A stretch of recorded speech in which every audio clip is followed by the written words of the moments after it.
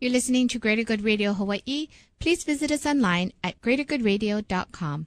Today's guest is Bill Richardson, a general partner of HMS Hawaii Management Partners, which is one of the leading venture capital funds in Hawaii. He's an active investor and mentor in Hoku Scientific and Hoana Medical.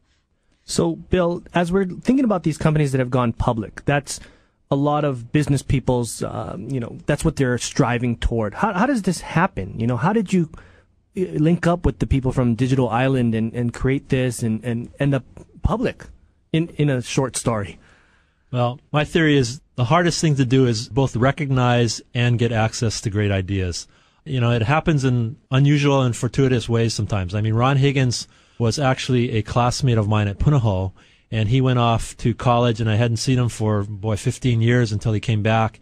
And he was pitching his idea at that time, and I happened to be on his list of people that he would talk to. With Hoku Scientific, I think it was a little bit more self-generated, as I was involved with the founding of the HiBeam incubator, which helped these kinds of companies get funded and properly structured by people like Barry Weinman and Ron Higgins.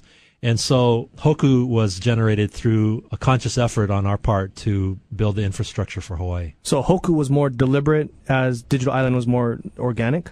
Well, Digital Island was basically fortuitous because Ron wanted to live in Hawaii, and he came home with a great idea after 2 or 3 other startups that he had experience with, and I happened to be one of the only funds available in Hawaii.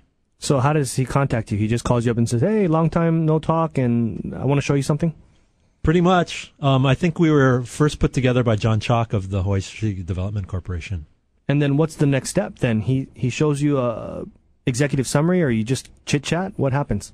Yeah, I mean, he had a business plan in place, and he already had an investor in place. And so what we did is our standard due diligence process is we explore the technology, see if it fits within our criteria, do some significant due diligence on the management team, because I think management teams are probably the most key ingredient of rapidly growing companies. Then we went through the negotiation process on pricing and budget. So then you put some money into this company, and then what happens next?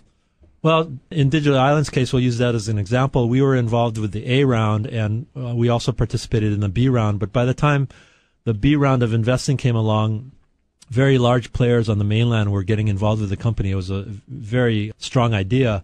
And at that point, we took a back seat and watched the very large venture capital funds like Bay and Com Ventures with Cliff Higgerson take the company through the third, fourth, and I think a crossover round of financing before they went public. And then how was that for you? Because this was your first investment, right, as a venture capitalist? Well, it was one of the first 3 or 4 of our investments. And, the effort to help Ron with his connections in Hawaii, he had been away from Hawaii for a significant period of time. So we helped him with banking relationships, setting him up with potential employees, accountants, leasing, help him find real estate, and help him sort of navigate the political atmosphere that existed in Hawaii at that time. So you're doing the good. You're helping guide these companies and these business owners.